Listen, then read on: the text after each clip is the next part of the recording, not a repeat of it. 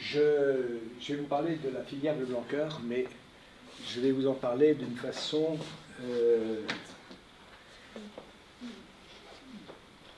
un petit peu pour expliquer ma démarche intellectuelle et pratique qui a présidé à la mise en place de cette filière. Alors, bon, je vous ai dit comment ça fonctionne. Excusez-moi.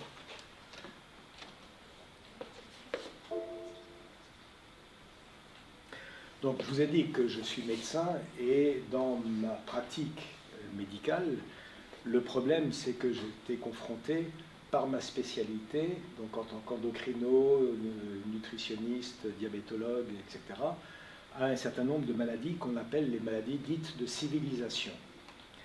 Et là, je vous ai déjà montré un petit peu ces diapos.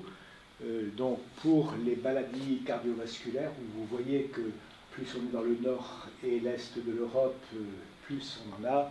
Donc il y a un problème géographique, y compris en France, qui nous a toujours interpellés, alors que le sud, Grèce, Japon et même France, en tout cas la partie sud de la France, sont dans les bons élèves de la classe. Il y a donc un problème de culture, culturelle, au sens propre du terme. Alors, on a dit que les maladies cardiovasculaires, c'était le cholestérol. Alors, je vous montre la limite du bon cholestérol entre ces deux traits rouges. Alors, effectivement, la ligne bleue, c'est la mortalité globale des individus.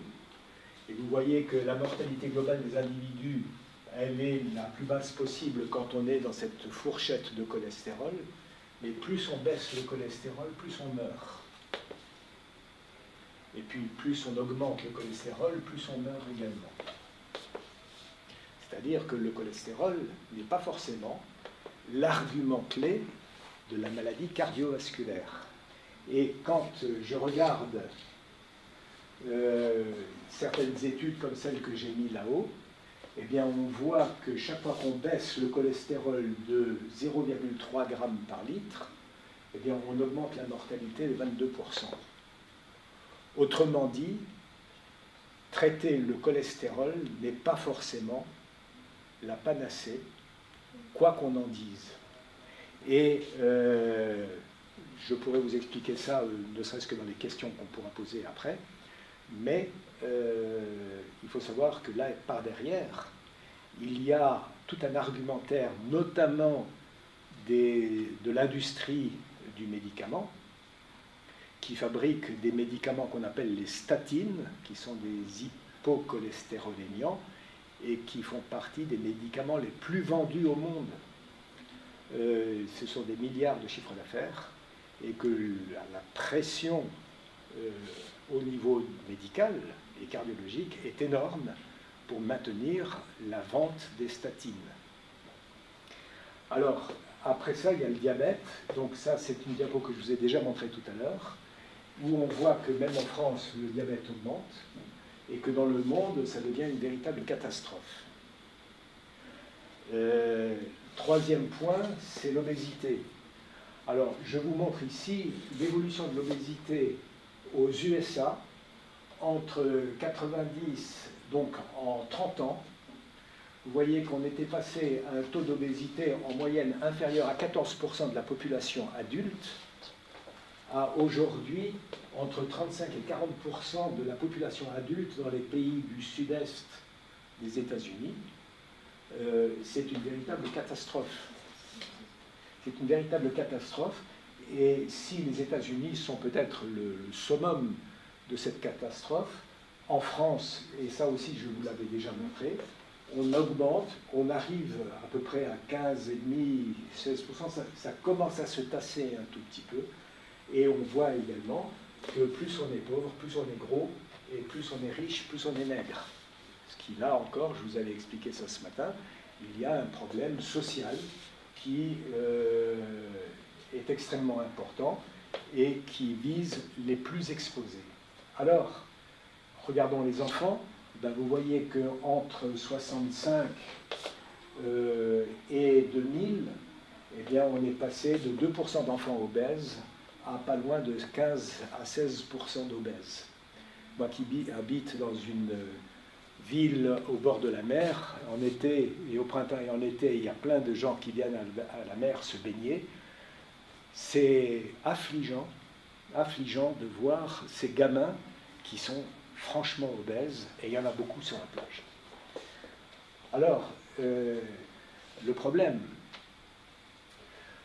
c'est qu'il a fallu des millions d'années pour arriver à l'Homo sapiens, et ce n'est qu'en 90 ans, donc sur 3 générations, allez, que cette obésité est apparue de façon aussi cruciale, et on estime que c'est dû à des phénomènes de société comme l'urbanisation, l'apparition des classes moyennes et donc une accessibilité plus importante à la nourriture, les 30 glorieuses dont je vous ai parlé ce matin, et la société de consommation, autant d'éléments qui expliquent que durant le dernier siècle, on est arrivé à ce niveau d'obésité. Et le problème qui se pose, c'est de savoir si on peut revenir en arrière. Et si on peut revenir en arrière, combien de temps ça va prendre? Et non seulement combien de temps ça va prendre, mais quelles sont les conditions qu'il faudrait pérenniser pendant plusieurs générations pour pouvoir revenir effectivement en arrière. Ce qui est une véritable question de société. Donc, une fois qu'on a fait ça, on peut regarder un dernier exemple, c'est les cancers. Et là, ce que vous remarquez, c'est que les pays qui sont le plus exposés au cancer, c'est grosso modo les mêmes qui sont le plus exposés aux maladies cardiovasculaires. Et que donc, on a dans...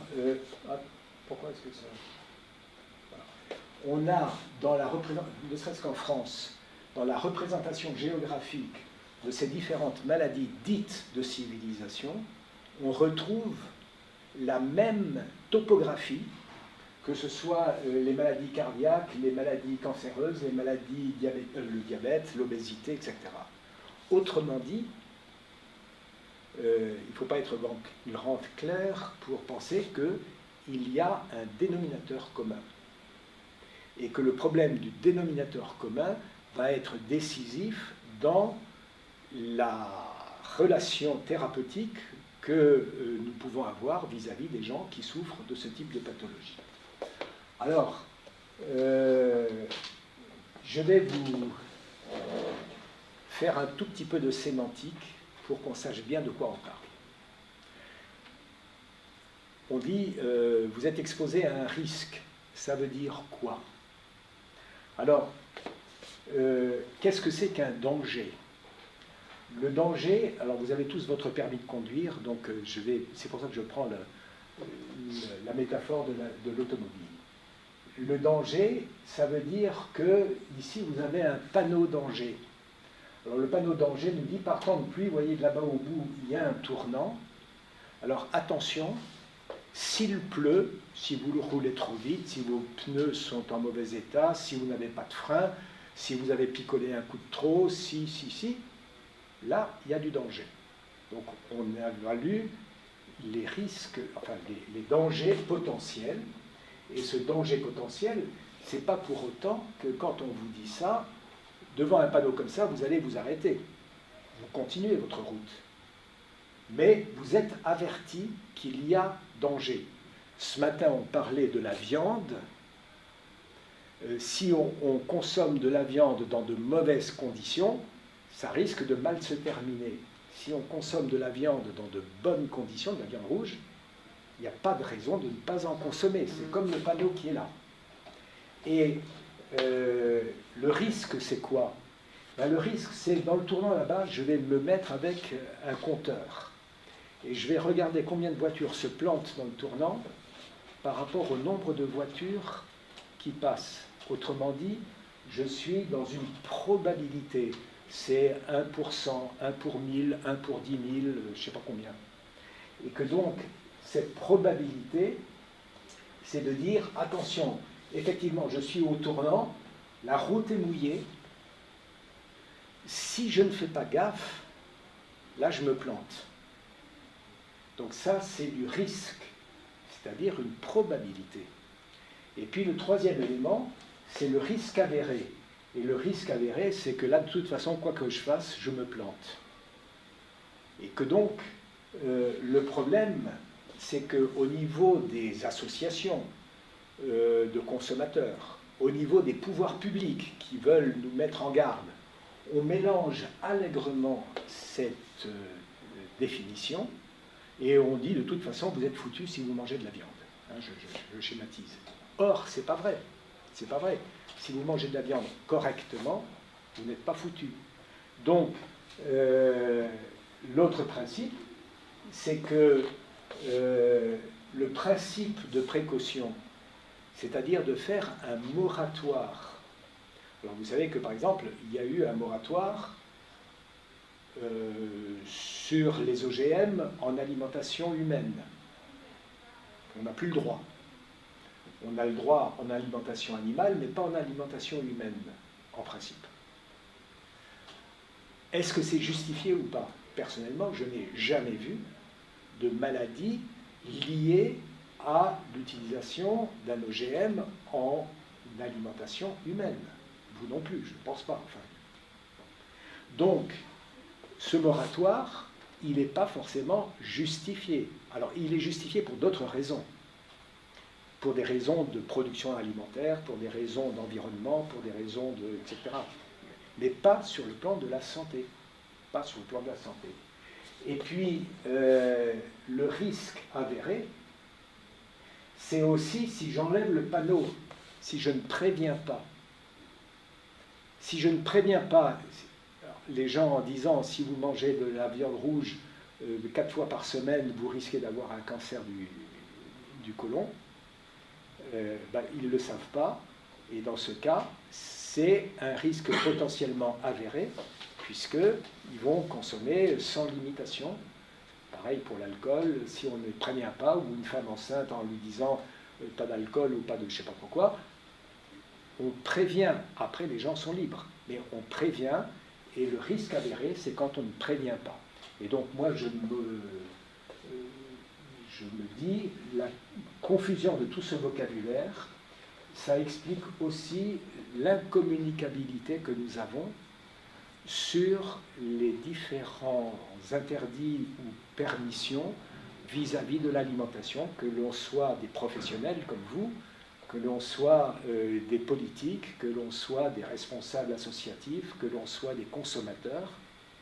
Et donc, je pense que vous devez faire extrêmement attention sur le vocabulaire employé et surtout d'être capable d'expliquer ce vocabulaire aux gens que vous allez prendre en charge.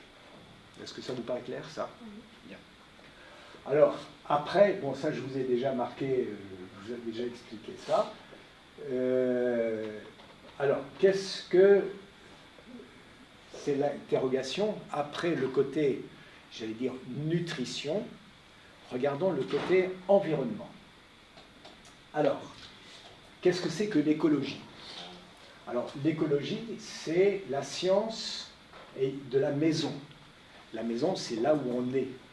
Alors, effectivement, nous appartenons tous à des maisons différentes.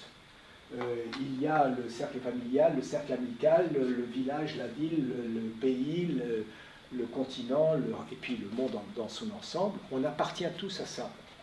Et nous avons tous, qu'on le veuille ou non, des comportements qui sont parfois dissociés, où nous ne savons plus. On défend des intérêts personnels, mais au détriment d'intérêts collectifs. Donc l'écologie, c'est de prendre l'ensemble de ces maisons, entre guillemets, où nous habitons, mais avec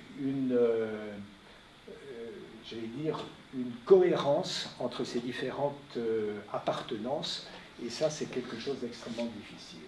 L'autre point, c'est que nous sommes vivants parmi d'autres êtres vivants. C'est ce qu'on appelle la biocénose.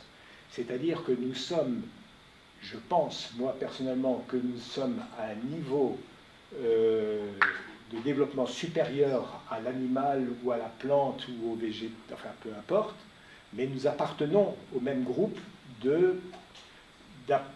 disons, d'êtres vivants.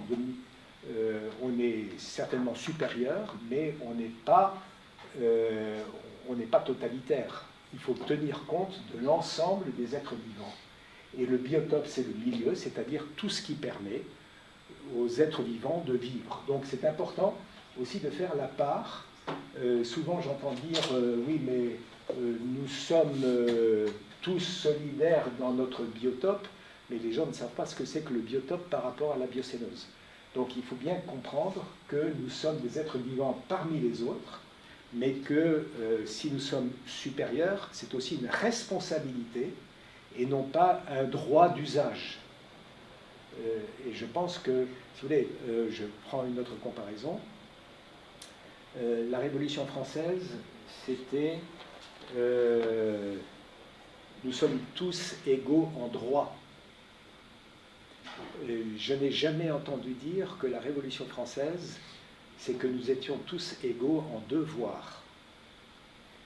Pour moi, la responsabilité sociale que nous avons tous, c'est à la fois du droit, certes, mais c'est aussi du devoir, et il ne peut pas y avoir de droit sans devoir et de devoir sans droit. Et ça, c'est extrêmement important. Alors, et l'écologie, c'est quoi? Ben, ça vient de... bon, je vous l'ai dit, j'ai défini ce que c'était que l'écologie, mais que l'économie, c'est l'administration de cette écologie, et qu'il ne peut pas y avoir d'écologie sans économie, et que finalement, l'écologie est soumise à des règles économiques. Et là, on se heurte encore à des préjugés. Nous avons des écolos bien intentionnés, hein, les verts de verts, qui nous disent « je ne veux plus de charbon, je ne veux plus de gaz, je ne veux plus de nucléaire, je ne veux plus de ceci, je ne veux plus de cela ». Très bien, mais je veux vivre, et j'ai besoin d'énergie. Alors quelle énergie qui soit suffisante, qui permette à chacun de vivre sa liberté, et on ne peut pas faire l'abstraction de l'économie dans l'écologie. Et ça, c'est important sur le plan alimentaire. Je veux bien avoir une vision écologique de l'alimentation, mais l'alimentation, c'est aussi un problème économique, de marché, d'accession à la suffisance alimentaire, et ça, c'est de l'économie. Et on ne peut pas faire l'abstraction de l'économie quand on veut parler d'écologie. Est-ce que c'est clair, ça? Alors, sur le plan agricole, vous avez le modèle classique, le bon paysan classique. Je ne sais pas s'il y a parmi vous des gens dont la famille était paysanne. Moi, j'en ai rencontré pas mal qui me disent « Oh là là, tout votre truc moderne, là, j'en ai rien à faire, c'est compliqué. Mon père m'a dit de faire comme ça, moi je continue comme ça et j'enseigne ça à mes enfants. » Bon. Mais là, on ne risque pas d'avoir des chocs de civilisation. Et puis, vous avez le modèle technologique, qui est un modèle spéculatif, financier. L'investissement. J'ai à côté de chez moi un agriculteur, ils sont 15 membres du GAEC, et ils ont 250 hectares d'un seul tenant, ils ont tout rasé, ils ont des énormes tracteurs, et c'est de la rentabilité, ils ont plus de 1000 bêtes d'élevage. Bon, ça c'est du spéculatif et c'est du rentable. Et puis vous avez d'autres modèles. Et dans ces autres modèles, eh bien, effectivement, Bleu Blanc Cœur se situe dans des modèles alternatifs, mais il faut que ce modèle alternatif soit un modèle viable, économiquement, humainement, socialement, écologiquement et nutritionnellement, ce qui est quand même compliqué. Alors, comment ça a commencé? J'étais dans mon bureau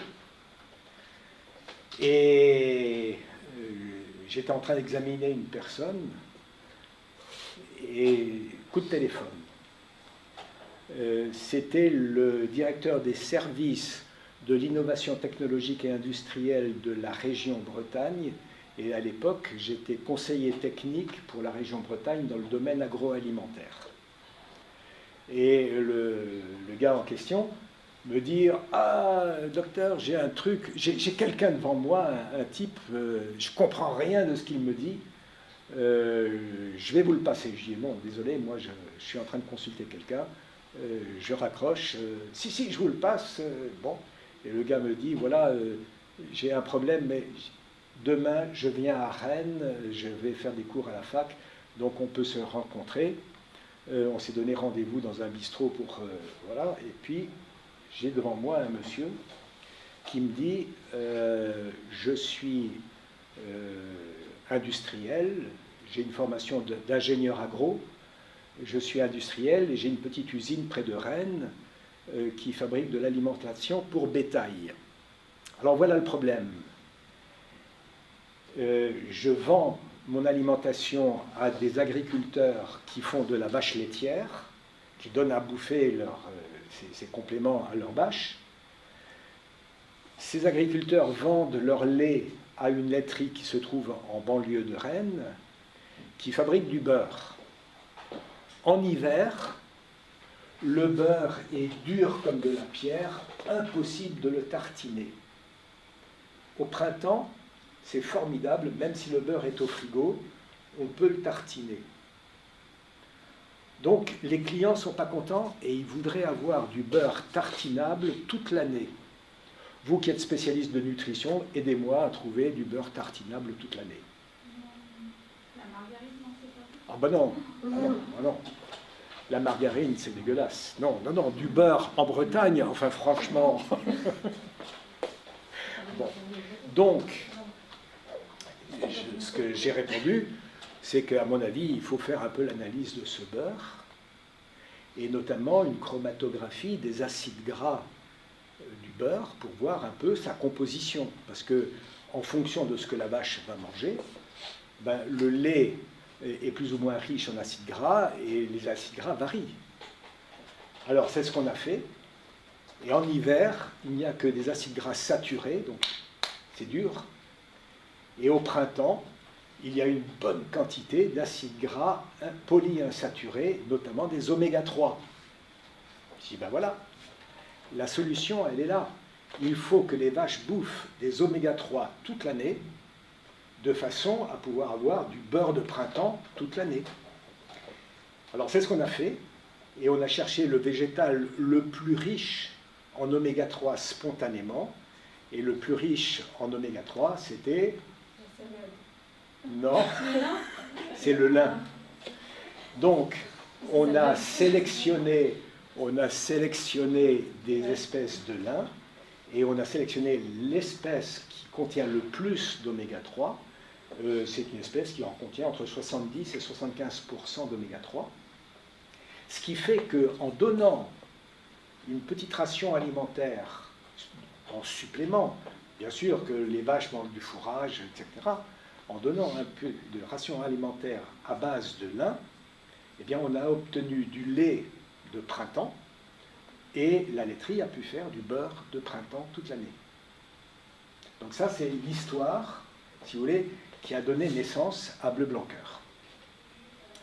Alors, après, on a refait de la bibliographie, et nous-mêmes, nous avons mené une étude pour voir ce que ça fait. Je vais vous la montrer, cette étude. Et on s'est aperçu qu'au Groenland, donc c'est l'étude de la donc c'est l'étude de 4, ah oui, c'est ça, c'est les Inuits du Groenland. On s'est aperçu que le Groenland, c'est un territoire danois. Et donc, entre les Inuits danois qui bouffent traditionnellement et les gens de Copenhague qui bouffent européens, en plus nord de l'Europe, eh bien, il y avait 10 fois moins de maladies cardiovasculaires chez les Inuits que chez les gens de Copenhague. Alors pourquoi cette telle différence considérable? Tout simplement parce que les Inuits sont traditionnellement des chasseurs-pêcheurs d'animaux qui sont d'origine maritime. C'est-à-dire qu'ils mangent du poisson, mais ils mangent aussi des phoques, etc., qui bouffent eux-mêmes le poisson. Ils mangent des ours blancs qui bouffent eux-mêmes des poissons ou des animaux d'origine maritime. C'est-à-dire que la chaîne alimentaire est une chaîne alimentaire d'origine marine, et donc riche en oméga 3. Alors que les gens de Copenhague, ils bouffent de la bidoche, et ils bouffent très peu de produits végétaux, surtout à cette période-là où les études ont été faites. Moi, c'était dans les années 65 où je suis allé au Danemark. C'était pas terrible, hein. On mangeait de la viande, on mangeait des céréales, et comme dessert, je me souviens d'avoir mangé dans une ferme. C'était un miracle. On avait égrené un raisin et chacun, pour le dessert, prenait un grain de raisin.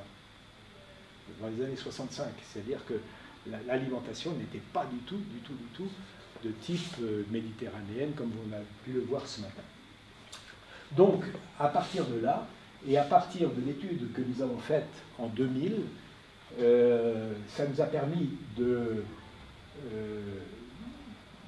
poser comme facteur commun à maladies cardiovasculaires, au diabète, au cancer, à l'obésité, etc., le facteur commun, c'était la carence en oméga 3, beaucoup plus que tous les autres facteurs. Alors, c'est le rôle des matières grasses. Or, les matières grasses, on les a de deux manières, soit directement, parce qu'on les consomme, sous forme d'huile notamment, soit indirectement, parce qu'on consomme des produits animaux qui eux-mêmes ont consommé un certain type d'alimentation. Alors quand on regarde la consommation directe, alors quand je dis directe, c'est effectivement les huiles de friture, les huiles d'assaisonnement, mais c'est aussi toute la biscuiterie, tous les plats composés et les plats texturés qui sont extrêmement riches en huile de palme, mais qui sont également en huile de tournesol. Et il faut savoir que là, ce sont des oméga 6 et des saturés. Il n'y a pas d'oméga 3. D'autant plus que ça se grève actuellement d'un autre problème qui est un problème politique. Et il faut savoir que l'huile de tournesol que nous avons en France, c'est une huile qui vient essentiellement de l'Ukraine et de la Russie, et que la guerre actuellement va nous priver d'un approvisionnement en huile de tournesol, va renchérir considérablement le coût de cette huile, et comme les huiliers ne sont pas des... ils sont près de leur soupe, si je puis dire, eh bien, ils vont se retourner largement sur l'huile de palme, qui est l'huile actuellement la moins chère et qui est la plus grande responsable de la déforestation. Donc voilà le problème. Or, ça, c'est notre consommation quotidienne. Et puis, vous avez la consommation indirecte, c'est-à-dire l'alimentation du bétail. Et quand on regarde l'alimentation du bétail, eh ben, on retrouve l'huile de palme, on retrouve le soja et on retrouve le maïs. Et il faut savoir que le soja, c'est la principale source de déforestation de l'Amazonie. Je suis bien placé pour le savoir, puisque à Lorient, où j'habite, c'est le principal port d'importation du soja et des tourteaux de soja pour l'alimentation animale, et notamment des cochons bretons. Et que donc, on est dans une situation où, indirectement, l'agriculteur français qui fait de l'élevage, en réalité, est responsable, parce qu'il importe ce soja, de la déforestation amazonienne. Et donc, on est dans un double cercle vicieux, sachant que ça soit palme, que ça soit soja ou que ce soit maïs, eh bien, c'est uniquement des oméga 6 et des saturés. Il n'y a pas d'oméga 3. Et que donc, cette responsabilité fait que, quand on regarde les enfants nés dans ces années-là,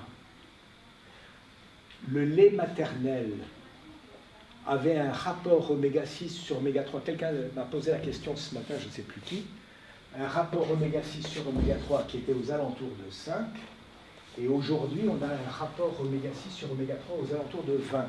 C'est un de mes collègues, là, Ayo, qui a gardé dans son laboratoire à Nice des échantillons de lait maternel, donc de femmes, des échantillons depuis les années 50, et qui parallèlement a gardé des échantillons de lait de vache et parallèlement des échantillons de lait en poudre pour enfants, premier âge. Et ce qui est intéressant, c'est que au fur et à mesure qu'il y a eu la révolution verte, c'est-à-dire l'introduction d'une industrie de l'agroalimentaire, on a vu progressivement par les importations d'alimentation pour bétail et des huiles, on a vu une augmentation des oméga 6 en jaune, alors que les oméga 3 ont stagné. Et les industriels qui fabriquaient des laits pour enfants se sont dit, tiens, c'est curieux, puisque le lait de femme a une augmentation des oméga 6, nous aussi, on va mettre des oméga 6 dans notre lait artificiel, dans notre lait en poudre. Ce qui fait que tout le monde, globalement, a augmenté ses oméga 6, n'a pas augmenté ses oméga 3, et on est arrivé à cette aberration d'avoir un rapport à 20, alors qu'aujourd'hui, on estime que le rapport idéal est 4, ou inférieur à 4. Et donc, on a 5 fois trop d'oméga 6 dans notre alimentation par rapport à la norme, par rapport aux besoins effectifs de la population, d'où les maladies dites de civilisation.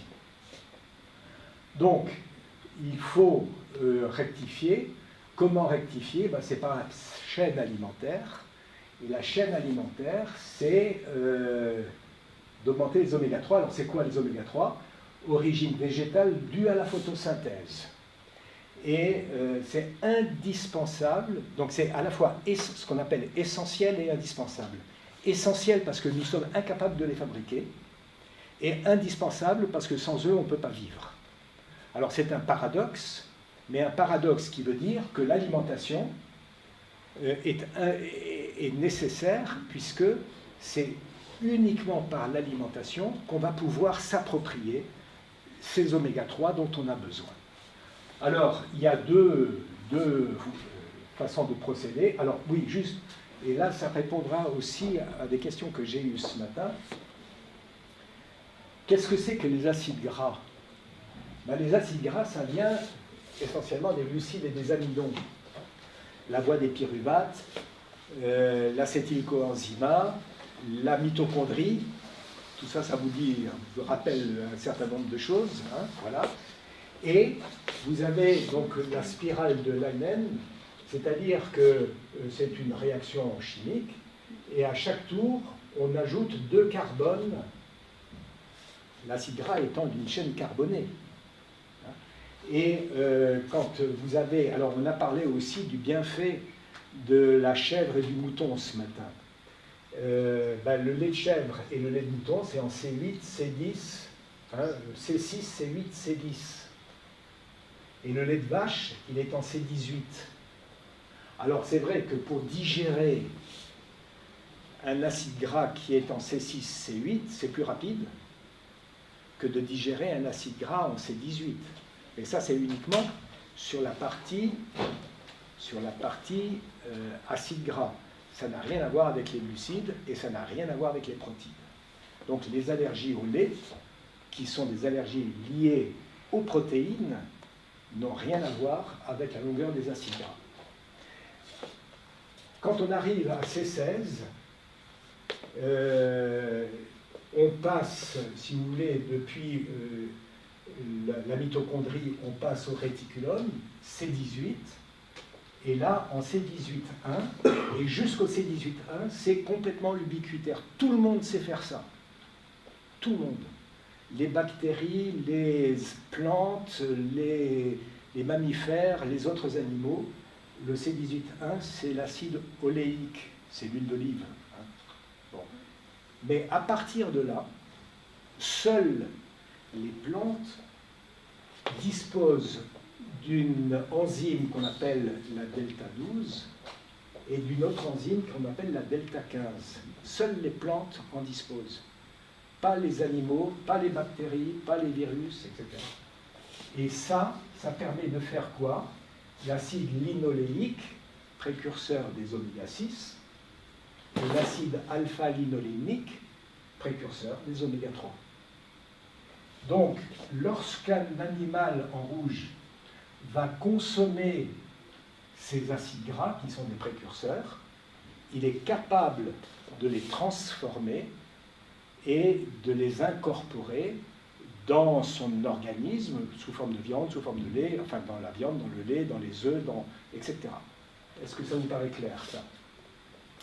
Et alors, deux voies. Il y a la voie maritime, et la voie maritime, c'est à partir du phytoplancton qui est ensoleillé et qui va fabriquer donc par la photosynthèse, le phyto ce sont des plantes, c'est des algues, des microalgues, et par la photosynthèse va fabriquer des oméga 3, et puis vous avez le zooplancton qui bouffe le phyto, vous avez les petits poissons qui bouffent le zoo, les moyens qui bouffent les petits, et les gros qui bouffent les moyens, et nous on bouffe les gros, grosso modo. Bon. Eh bien, c'est comme ça que on s'approprie les oméga 3 et que chaque fois il y a une élongation, je vais y revenir, de la chaîne jusqu'aux grandes chaînes EPA et DHA. Et puis vous avez l'autre voie, c'est-à-dire qu'en fonction de ce que l'on va donner à manger à l'animal terrestre, que ce soit une vache ici, ou un cochon, ou une poule, ou n'importe, un lapin, tout ce que vous voulez, eh bien, en fonction de ce qu'on va lui donner, il va être capable, si on lui donne des palmes, soja, maïs, tournesol, de fabriquer des saturés, des acides gras trans et des oméga 6. Et puis si on lui donne des végétaux qui sont riches en oméga 3, eh bien, il va fabriquer des oméga 3, CLA et oméga 3.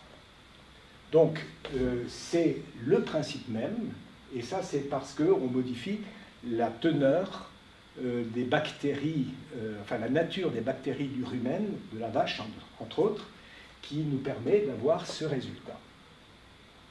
Alors, juste un rappel, vous savez pourquoi on appelle oméga 3?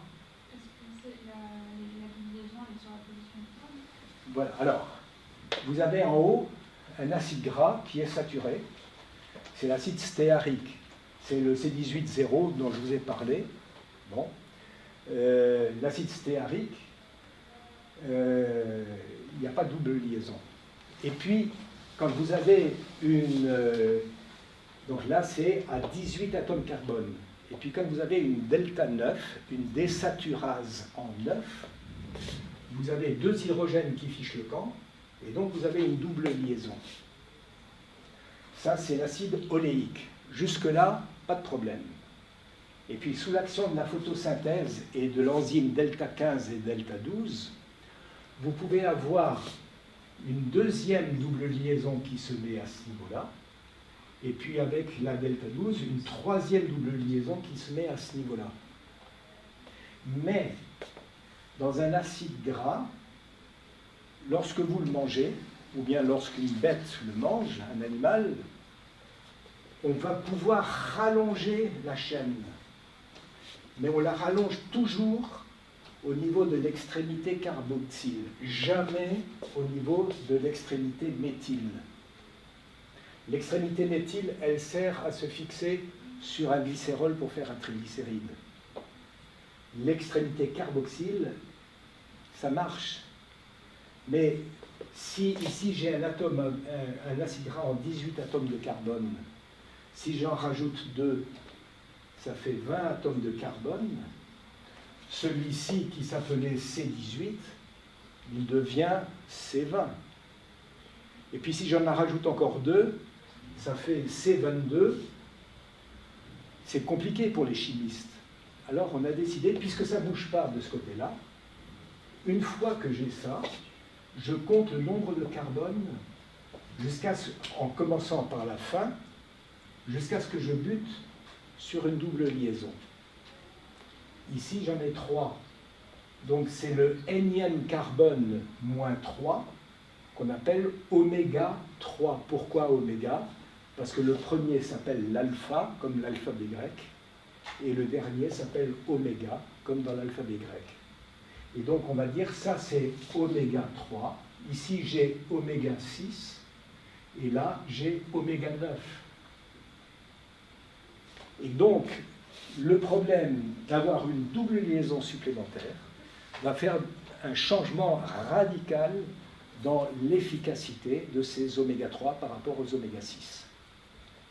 Est-ce que ça vous paraît clair, ça? Donc, à quoi ça sert? Alors, c'est de l'énergie, bien sûr. C'est aussi de la fluidité. Chaque fois que j'ai une double liaison, ça se tord. Et donc, vous voyez que par rapport à une double liaison... Alors, ça, c'est une membrane cellulaire. Les membranes cellulaires sont fabriquées avec des phospholipides. C'est-à-dire qu'il y a le glycérol, et puis il y a 2 acides gras, et puis un phosphore. Et toutes les membranes sont fabriquées en phospholipides. Quand je n'ai que des saturés ou des trans, c'est recto, au garde à vous, et c'est dur, c'est rigide. Quand j'ai des doubles liaisons, et plus j'ai de doubles liaisons, plus ça devient souple et fluide. Et donc, la fluidité des oméga 3 est supérieure à la fluidité des oméga 6, puisqu'il y a plus de doubles liaisons. Et alors, ça sert à quoi? Tenez, ça, je ne sais pas si je peux. Ah non, il ne veut pas. Bon, je voulais vous montrer, mais ça ne fait rien, on va passer. Au niveau de certaines zones qu'on appelle les rafts, vous avez des informations qui viennent de l'extérieur de la cellule et qui doivent rentrer à l'intérieur de la cellule pour avertir l'organisme d'un certain nombre de choses, le stress, les anticorps, les bactéries, les toxines, etc. Eh bien, ça se fait grâce à des protéines qu'on appelle des glucoprotéines, des glycoprotéines, et ces protéines sont des sortes d'ascenseurs qui permettent de prendre l'information à l'extérieur et la ramènent à l'intérieur. Alors vous imaginez bien que si vous avez des membranes dures comme du béton, ça ne marche pas. L'ascenseur, il coince. Si vous avez des membranes fluides, l'ascenseur marche très bien. Donc plus vous avez d'oméga 3, plus les informations extérieures à la cellule peuvent rentrer à l'intérieur et, après une traduction métabolique, ressortir pour avoir une réponse qui soit adaptée à l'agression.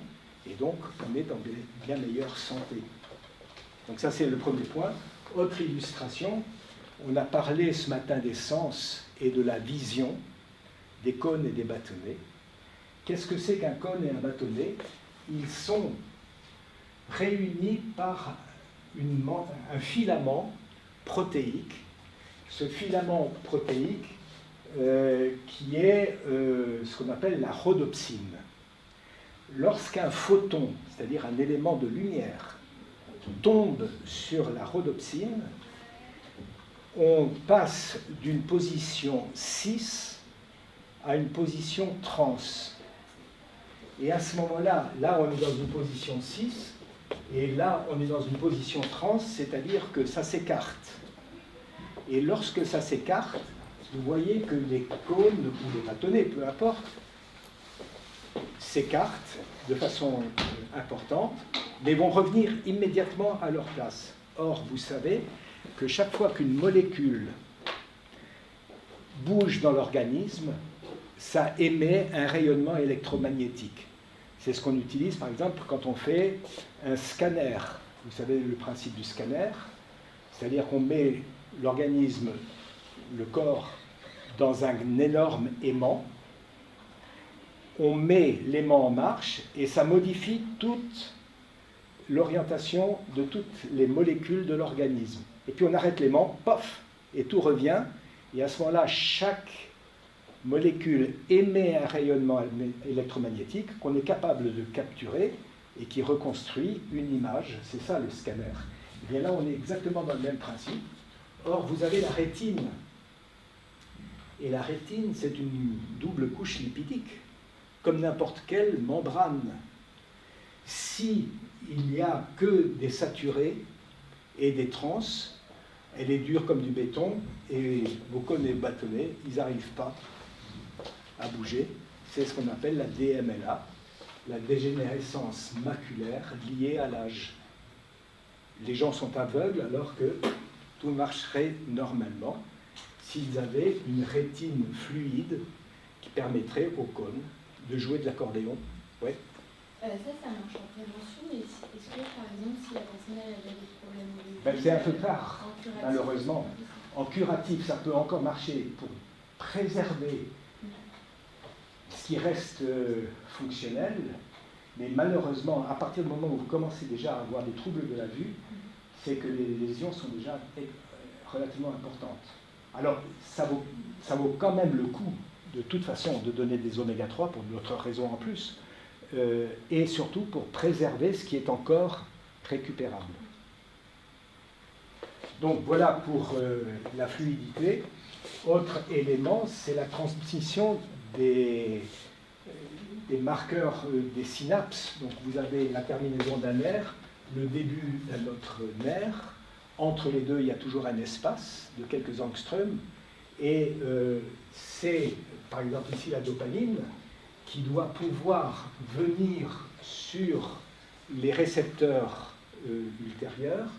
Or, cette dopamine qui provient d'un acide aminé, la tyrosine, elle est entourée d'une membrane, et il faut que cette membrane se fluidifie, se confonde, s'immerge dans la membrane terminale du nerf. Si c'est fait, la dopamine, elle peut aller sur les récepteurs et le courant électrique passe. Si c'est pas fait, non, je croyais que j'en avais une autre, peu importe, si c'est pas fait, ben, il n'y a pas de transmission neurologique au niveau des neurones, au niveau des synapses, et à ce moment-là, on a une fabrication de déchets, des dopaques, qui contribuent en partie à la maladie d'Alzheimer. Alors, après, un point important. Ici, le C18.2, c'est l'acide linoléique, le précurseur des oméga 6. Le 18.3, c'est l'acide alpha-linolénique, le précurseur des oméga 3. Eh bien, il y a toute une série d'enzymes.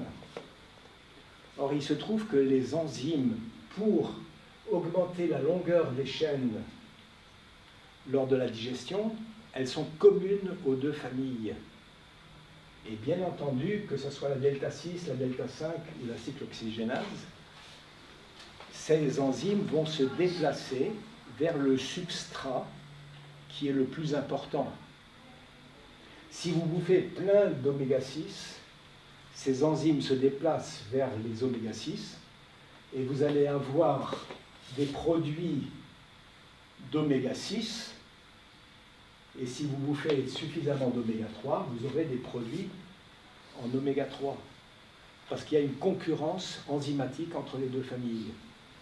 Donc il ne suffit pas de dire enfin, il est important de comprendre cette concurrence pour savoir que la moindre quantité d'oméga 3 peut influencer l'orientation de ces enzymes. Alors ça, à quoi ça sert d'autre? C'est un anti-inflammatoire.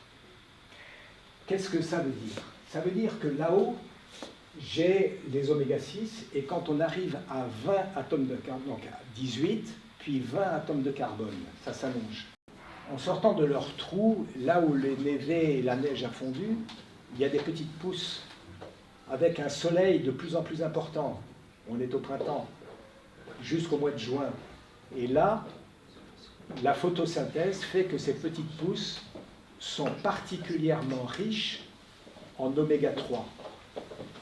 Et le fait de bouffer ces petites pousses d'herbes de graminées très riches en oméga 3 va avoir pour conséquence, 1, une hyperfécondité de la part de la marmotte, et 2, les petites marmottes qui naissent au début de l'été vont avoir besoin de renforcer l'activité de leur cerveau pour faire un apprentissage. Ils n'ont qu'à 1 mois pour tout apprendre. Et donc cet apprentissage n'est possible que si le cerveau est suffisamment alimenté par les oméga 3. Et en particulier, les oméga 3 de longue chaîne, c'est-à-dire l'EPA et le DHA. Et donc, après cet apprentissage, arrive la fin de l'été, les graminées ont poussé, et les grains, à ce moment-là, sont riches en oméga 6. Et alors là, bon, tant que c'est le printemps, vous entendez les marmottes dans la montagne, mais vous ne les voyez pas. Et puis au fur et à mesure que les oméga 6 augmentent dans la ration alimentaire, elles deviennent de plus en plus apathiques. Vous pouvez les approcher à 2 ou 3 mètres. Hein, quand on fait des photos comme ça, elles sont toutes proches là. Et elles sont plutôt placides. Et plus ça va dans la fin de l'été et le début de l'automne, plus elles grossissent. C'est-à-dire que le fait d'avoir bouffé des oméga 6 les fait grossir. Alors chez la marmotte, c'est pas grave, parce qu'à la fin de l'automne et au début de l'hiver, elle va s'enfouir dans le fond de son trou, elle ne va plus rien bouffer pendant quelques mois, donc ça rétablit. Mais ce n'est pas notre cas à nous. Et quand je vois dans certaines classes où je fais des interventions, des gamins, des petits secs nerveux qui sont en premier temps toujours le premier de la classe, et puis des gros patapoufs qui sont au fond de la classe, enfin je schématise un petit peu, mais qui sont plutôt lambins, plutôt un peu flasques, je me dis, c'est comme la marmotte. C'est comme la marmotte. Et là, on a une responsabilité aussi sur le plan éducatif. Et puis, j'ai toujours mon collègue de Nice qui a fait une expérience intéressante. Il a pris des souris, tout ce qu'il y a de plus souris, pas des souris laboratoire, des vraies souris, hein, qu'on attrape comme ça. Bon.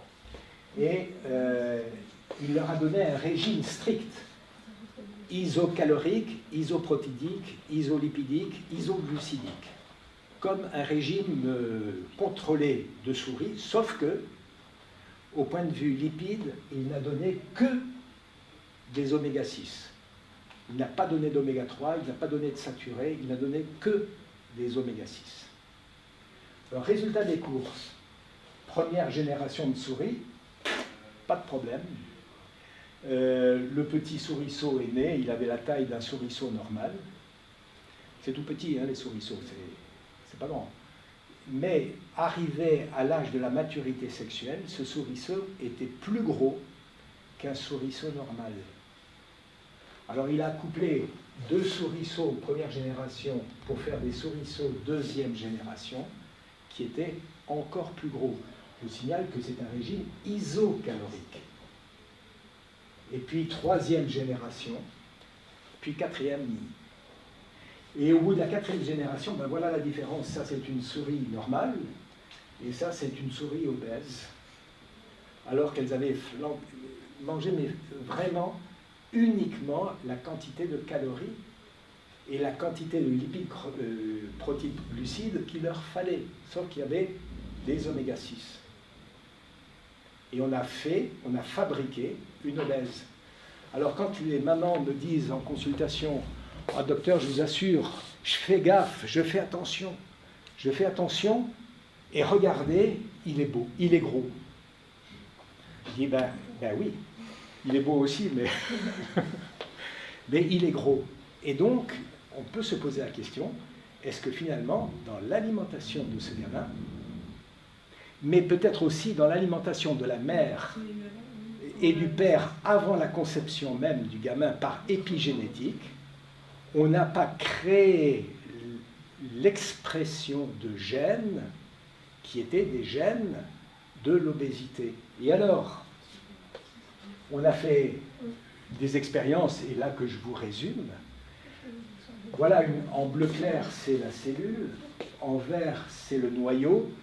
Ça, c'est la double hélice, mais je n'avais pas de quoi faire des hélices, mais enfin, c'est la double hélice avec un gène. Et puis, je vous ai parlé ce matin des récepteurs aux lipides, les pipards. Je ne sais pas si vous étiez là. Bon, les PIPAR, ce sont des récepteurs aux lipides. Alors quand j'ai des lipides, et ici je mets le rapport oméga 6 sur oméga 3, donc une quantité de lipides oméga 6 et oméga 3, ils vont se fixer sur le récepteur PIPAR, et il faut un peu de vitamine A pour que ça fonctionne, mais enfin ça peu importe. Et ces récepteurs PIPAR vont exciter toute une machinerie qui entoure le gène. Et c'est comme si vous aviez une carte à puce. Et je ne sais pas si vous avez ça ici en tant qu'étudiant. Donc vous avez une carte à puce que vous pouvez mettre dans une photocopie pour faire des photocopies. Hein, c'est le principe. Donc vous avez une carte à puce qui est excitée et qui va rentrer dans une photocopieuse. Et cette photocopieuse va faire quoi? Eh bien, elle va émettre une photocopie du gène qui est l'ARN messager. Et l'ARN messager va arriver au niveau du réticulum endoplasmique, c'est les petits points, et de l'appareil de Golgi pour fabriquer quoi? Ben, pour fabriquer une protéine. Et cette protéine peut être enzymatique, en particulier, là, c'est des protéines enzymatiques.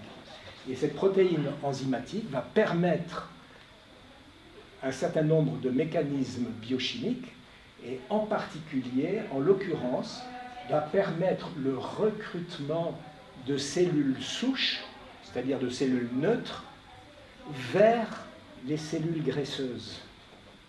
C'est-à-dire que si ce système fonctionne parfaitement, je recrute, au fur et à mesure que je mange, des cellules graisseuses. Alors, ce qui est intéressant, c'est que si le rapport oméga 6 sur oméga 3 est élevé, ce système fonctionne parfaitement bien et je recrute plein de cellules graisseuses et je grossis.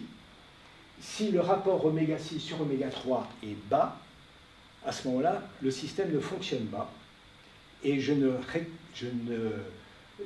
recrute pas de cellules graisseuses et je reste maigre. Donc vous voyez que l'épigénétique et la génétique sont particulièrement importantes sur la nature des acides gras. Voilà. Donc,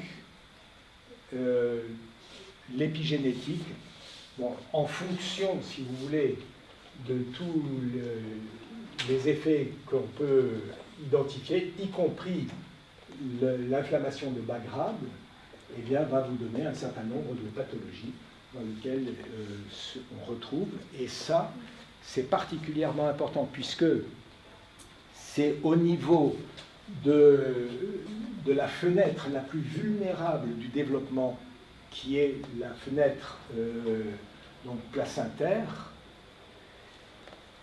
Vous êtes jeune, vous allez un jour vous mettre en couple, vous aurez envie d'avoir des enfants. Il est particulièrement important que vous anticipiez la fécondité et la fécondation par une alimentation parfaitement équilibrée, puisqu'on voit bien que le comportement alimentaire des deux parents, hein, pas que de la mère, et il semblerait même que l'homme ait un peu plus d'importance en plus que la mère, mais que le comportement alimentaire et environnemental, bien entendu, des parents, va influencer de façon extrêmement forte le devenir de votre enfant. Ouais. Mais l'alimentation pendant la grossesse.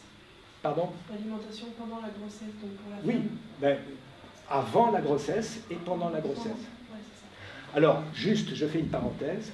Nous avons actuellement une étude qui vient d'être terminée, mais on est en train de regarder les résultats, et ça c'est un peu compliqué. Nous avons recruté plus d'une centaine de femmes enceintes. Il en reste un peu moins de 80 parce qu'il y a toujours des pertes dans une étude clinique. Et nous avons voulu voir, tirer au sort, certaines avaient une alimentation standard, bon, du standard, et les autres avaient une alimentation de type bleu-blanc-cœur.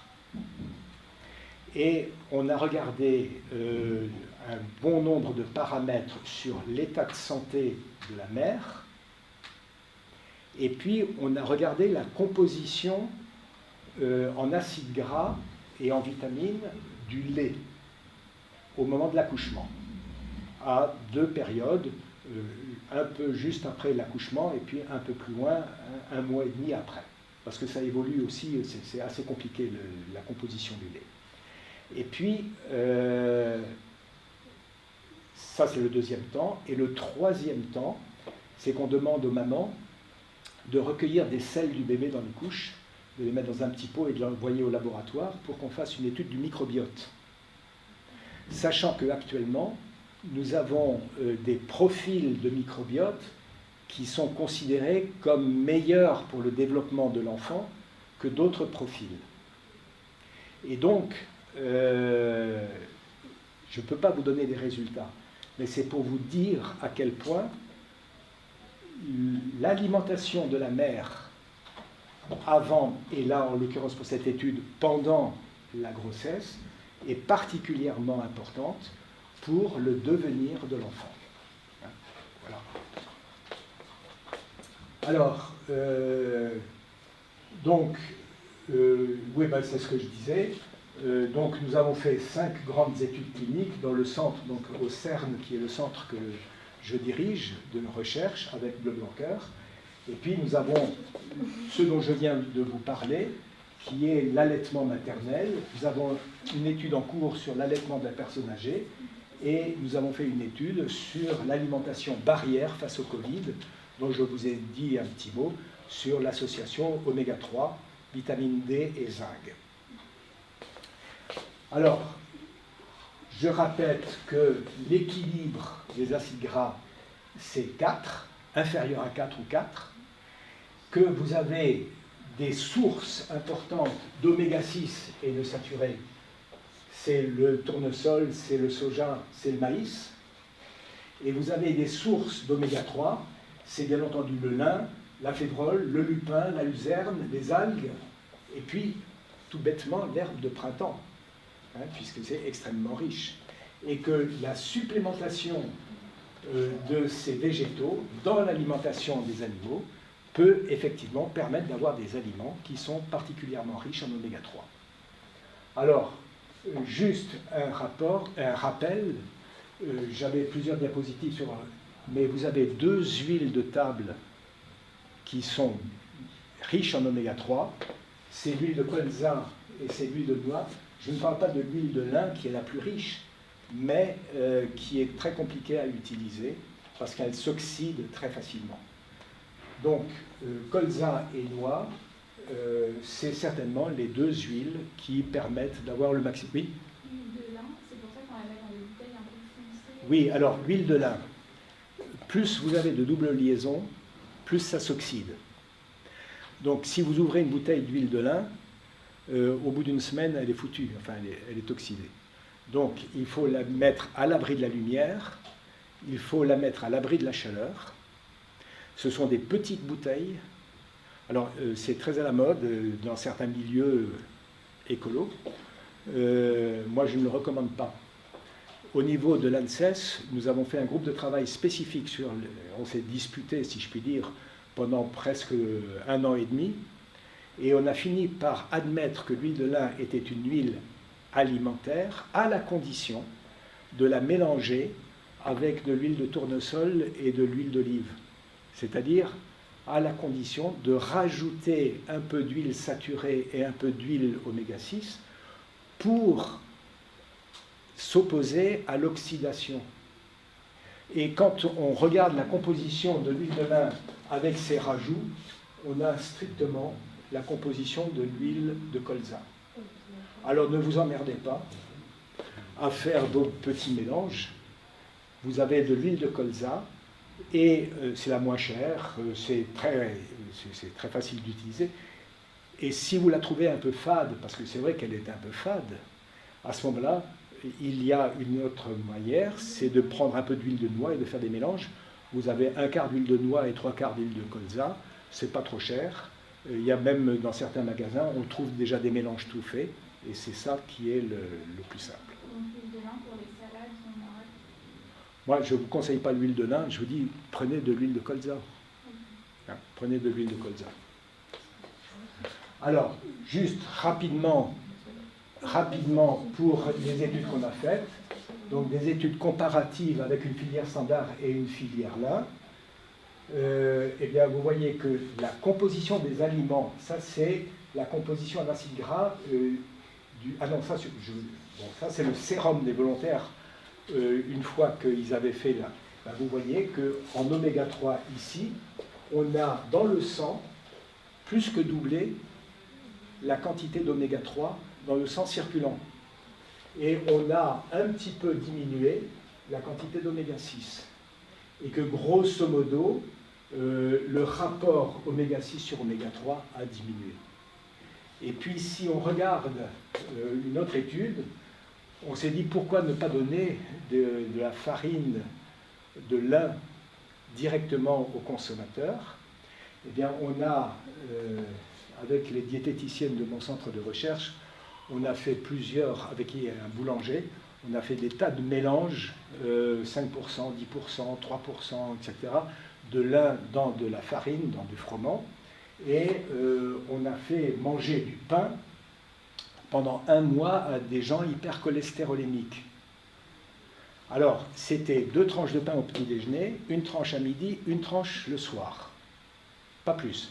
Les gens ne bougeaient pas leur traitement, ils gardaient leur traitement, ils gardaient strictement leur alimentation normale. Et résultat des courses, eh bien, on a baissé de 8% le cholestérol total, de 8% le LDL, c'est-à-dire ce qu'on appelle faussement le mauvais cholestérol, et on a baissé surtout de 35% les triglycérides. Alors il faut savoir que plus que le cholestérol, ce sont les triglycérides qui sont dangereux pour les maladies cardiovasculaires. 35%. Donc voilà une autre étude que nous avons faite. Et puis on a regardé chez les diabétiques.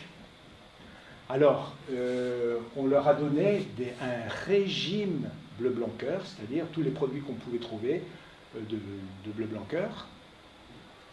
Et on a un lot témoin de diabétiques, un lot où on leur donnait simplement des produits à l'exclusion des laitages et des produits de ruminants, donc pas de viande de bœuf, et pas de lait, pas de yaourt, pas de fromage, mais tous les autres produits, c'était possible. Et puis le troisième groupe, c'était avec les produits de ruminants, le groupe rouge. Et bien, vous voyez qu'on a baissé quasiment de 30% les besoins en insuline. Et là, c'est simplement le diagramme d'un de mes diabétiques qui était dans l'étude. Et vous voyez qu'il était très mal équilibré puisqu'il avait des glycémies entre 5 et 6 grammes. Et que, pouf, il a chuté. Et dès qu'on a arrêté le régime, eh ben, il est remonté aussi sec. Donc, voilà. Et puis, vous avez une autre étude sur l'obésité. Alors là, c'était intéressant. On a pris 160 obèses, une grosse cohorte, tirés au sort moitié-moitié. Les uns avaient un régime standard et les autres un régime bleu-blanc-cœur. Et puis, pendant 3 mois, ils ont été vissés, encadrés, régime à 2000 calories strict, contrôlé par les diabétiques. Pardon ? Oui, ben c'est pas mal. Oui, oui, non, mais ils étaient, en moyenne, ils étaient quand même un peu au-delà. Hein. C'était 1800 pour les femmes et 2000 pour les hommes, grosso modo. Bon. Et au bout de 3 mois, eh ben, j'ai été très déçu parce que tout le monde avait maigri de la même manière. Moi, j'imaginais, comme ça, naïvement, que ceux qui avaient le régime bleu blanc cœur allaient maigrir un peu davantage. Non. C'est vraiment strictement pareil. Mais après, on leur a dit, bon, maintenant, vous savez, vous avez eu une éducation, vous savez ce qu'il faut faire, vous reprenez votre alimentation, normale, comme avant, mais en faisant attention. Et en faisant attention, ceux qui avaient le régime standard en jaune, ils ont tous repris du poids, voire davantage. Et ceux qui avaient le régime bleu blanc cœur, ils n'ont pas repris du poids. Alors qu'est-ce qui s'est passé? Ça, vous connaissez bien, parce que c'est ce qu'on appelle l'effet yo-yo. Hein, les diététiciennes qui s'arrachent les cheveux parce que dès qu'on leur lâche la bride, c'est foutu. Bon. Qu'est-ce qui s'est passé? C'est que dans le premier temps, ils ont fait du régime en termes de calories, enfin d'énergie totale. Donc ils ont vidé la graisse qu'ils avaient dans leurs adipocytes. Mais ceux qui avaient le régime standard, riche en oméga 6, ils ont continué à recruter des cellules souches et à la fin, ici, au bout de 3 mois, les régimes standards avaient plus d'adipocytes, même s'ils étaient plats et vidés, que le régime bleu-blanc-cœur. Et quand ils ont recommencé à manger, eh bien, ils ont re-rempli leurs adipocytes, et comme ils en avaient plus, ils ont pris du poids, alors que les autres n'en ont pas repris. Donc, les oméga 3 ne sont pas... oui. Donc, si je comprends bien, en fait, ils étaient suivis toute la première partie, là. Oui. Et ensuite, on les a laissés un peu... Oui, ben, c'est ce que... Voilà. C'était pour respecter, comment dire, ce qu'on fait d'habitude en consultation. Hein. Si vous avez des patients en diététique, vous allez les suivre pendant 2-3 mois, et puis vous estimez que, bon, ils en savent suffisamment, et vous les laissez dans la nature. Hein. Et ben, c'est ce qu'on a fait. Si vous voulez, on a reproduit, au fond, ce que... Et là, c'est intéressant parce que c'était de l'anti-yo-yo. Et en fait, ça a donné à partir de 3 mois, l'effet a commencé, c'est ça?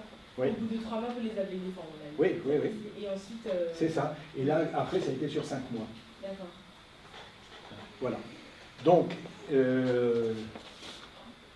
alors, je passe. Alors, autre étude qui est intéressante, c'est ce qu'on appelle l'étude agralide. C'est-à-dire qu'on s'est dit, bon, là, je viens de vous parler de l'aspect nutritionnel. Mais à côté de l'aspect nutritionnel, dans la revendication sociale actuelle, il y a aussi l'aspect environnemental. Alors, est-ce qu'on peut concilier l'aspect nutritionnel et l'aspect environnemental? Donc, on a mené cette étude agralide avec un certain nombre de laboratoires et d'organismes. Ça a été financé par l'Agence nationale pour la recherche, ce qui est un gros point parce que c'était dur d'avoir ce financement. Et on a analysé 4 menus. Un menu moyen, le menu standard que la moyenne de la population française fait. Le menu du PNNS, c'est-à-dire du Programme national nutrition santé, qui est préconisé par le ministère de la Santé. Le menu sans poisson, parce qu'il y a beaucoup de gens qui nous disent « Oui, mais la baisse de la ressource halieutique, les poissons ont disparu, on ne peut plus manger de poisson. » Et puis il y a les gens qui nous disent la même chose, parce qu'on ne peut plus manger de viande, c'est tous les véganes, les végétariens, etc. Donc on a pris ces 4 menus, et ces 4 menus, on les a déclinés sous 2 formes. Donc au total, il y avait 8 menus. Une forme standard, avec des produits d'origine standard, et puis des produits d'origine bleu-blanc-cœur. Et on a analysé l'ensemble de ces régimes avec des critères de nutrition, des critères culturels, des critères d'environnement, des critères d'économie. Je vous passe, si vous voulez, mais c'était des prix, des enquêtes d'achat, des enquêtes alimentaires, des études sur la composition des produits. Enfin, ça a été une étude extrêmement poussée, complexe, et on a réussi, sur la base de 22 indicateurs nutritionnels, de 8 indicateurs environnementaux et du prix, on a réussi à faire un indice global et de juger les régimes, les 8 régimes, à travers l'ensemble de ces données. Et ce qui est intéressant, c'est d'abord que, oui, et en plus, on a fait ce qu'on appelle l'analyse du cycle de vie des produits.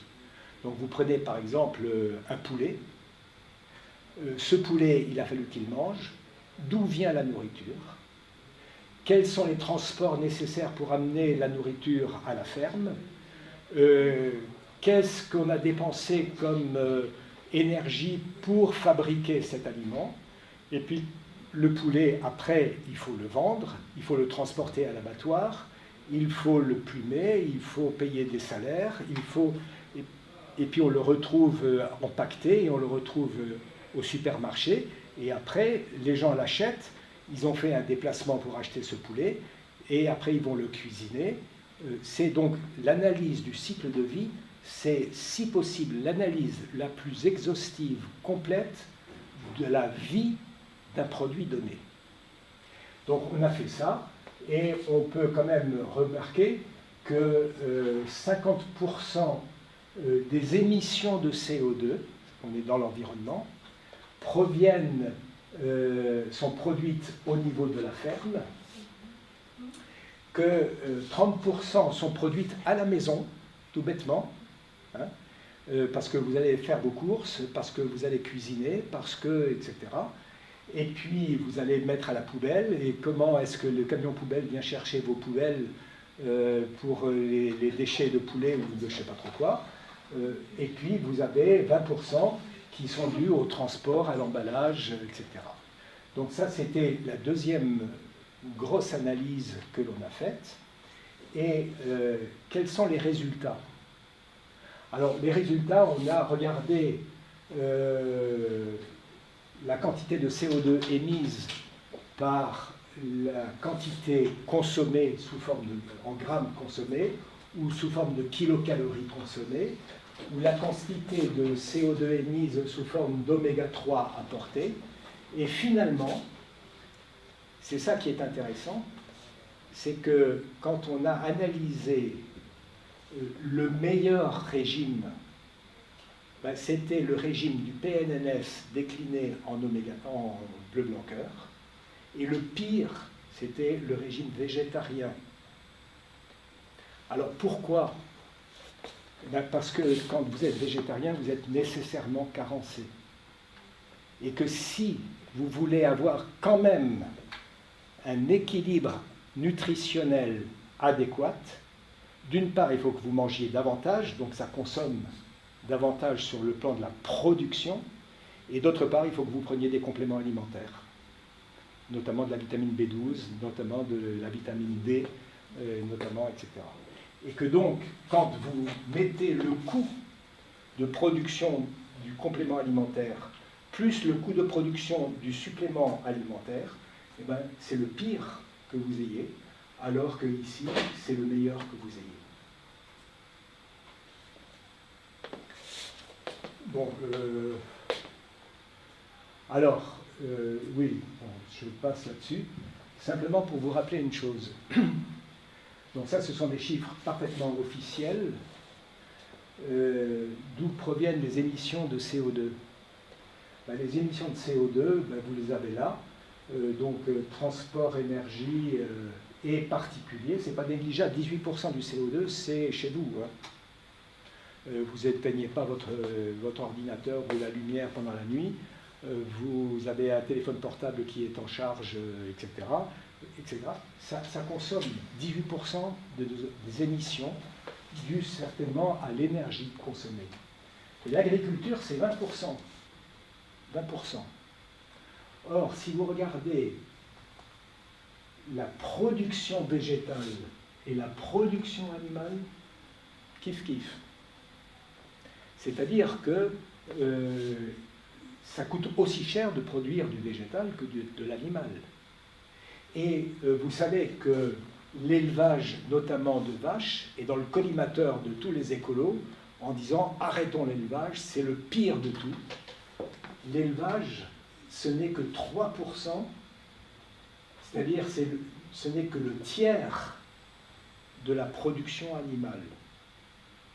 Et le tiers de la production animale sous forme de méthane. Alors je signale simplement que la vache est un polygastrique dont l'estomac, c'est-à-dire la panse, elle est en haut. Donc le méthane, il est roté, alors que chez les monogastriques, dont nous faisons partie, le méthane est pété, si je puis m'exprimer comme ça. Hein. Et donc, 95% du méthane est émis par la vache. Alors, on a mesuré ça. On a mis des masques à gaz aux vaches, où on a utilisé une autre technique, c'est-à-dire qu'on met un trocard à travers les côtes dans la panse de la vache. Bon, ça fait pas mal, hein, c'est rien. On met ce trocard et on met un ballon gonflable en sac à dos sur le dos de la vache, et ça permet de mesurer la quantité de méthane qui est émise. Et vous voyez qu'une bonne vache bretonne comme celle-là, 550 kg, 1000 litres de méthane par jour. Alors, on le convertit en équivalent CO2, il faut le multiplier, ça dépend, 20, 25, 30, bon. Et on a regardé la quantité de méthane émise par rapport à la production protéique de la vache. Et cette production protéique, c'était simplement la quantité de lait fourni par la vache. Alors vous voyez que ici c'est du lin. On a donné des graines de lin, donc GLE, ces graines de lin extrudées. Donc on a donné à la vache des quantités de graines de lin. Ici il y en avait 0, donc vous avez une émission de méthane importante. Et puis on a augmenté la quantité de graines de lin extrudées. Et là, on est à ce niveau-là dans le cahier des charges de Bleu Blanc Cœur. Et vous voyez qu'on a diminué entre 20 et 25% la quantité de méthane émise par la vache. Donc, ce résultat nous a permis d'être reconnus par le PNUD, c'est-à-dire le Programme des Nations Unies sur l'environnement, comme on a eu le label de l'ONU sur la seule méthode permettant de diminuer les émissions de gaz à effet de serre par l'alimentation du bétail. Alors après le dispositif écométhane, donc c'est la baisse alors je mets tout ça. Donc, c'est une diversité de production végétale, en particulier par les végétaux riches en oméga 3, qui permet d'avoir une meilleure santé des animaux. Et cette meilleure santé des animaux nous permet à la fois d'avoir un effet bénéfique sur l'environnement et un effet bénéfique sur la santé humaine. Donc ça, c'était une première chose. Juste une petite parenthèse, ça c'est de la biochimie, mais c'est pas grave. Le pointillé ici, c'est la panse, le rumen de la vache. Lorsque vous donnez des glucides à la vache, c'est-à-dire quand elle broute, quand elle mange son foin, son fourrage, l'amidon contenu dedans va être attaqué par des bactéries qu'on appelle les archées. Et ces bactéries, selon la quantité la quantité de lipides ou la nature des lipides dans le fourrage, ça va permettre soit d'aller vers l'acétate et le butyrate en C2C4, et à ce moment-là, ce sont des acides gras extrêmement méthanogènes. Et à l'inverse, si vous donnez des acides gras qui contiennent beaucoup d'oméga 3, il n'y a pas de stimulation des archées, et à ce moment-là, ce n'est pas méthanogène. Et ce qui est intéressant, c'est qu'on a pu mettre au point un système, c'est que dans une ferme, l'agriculteur qui est Bleu Blanc Cœur, une fois par mois, va prendre un échantillon de lait et va l'envoyer au laboratoire. Et au laboratoire, on va faire une mesure de la quantité d'oméga 3 contenue dans ce lait. Et c'est cette courbe-là, il y a une relation stricte, linéaire entre la quantité d'oméga 3 et la diminution de méthane. C'est-à-dire que si j'ai tant d'oméga 3, j'ai tant de diminution de méthane.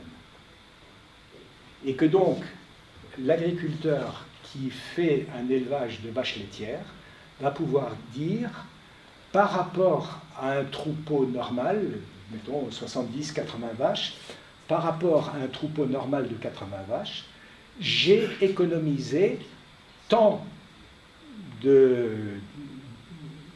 d'émissions de gaz à effet de serre et j'ai fourni aux consommateurs tant d'oméga 3 supplémentaires.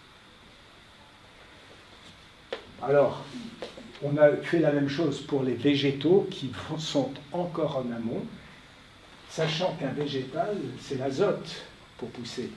Il faut de l'azote. Et que l'azote a un pouvoir réchauffant bien plus considérable que le méthane. C'est 300, alors que le méthane, c'est 27 à 30.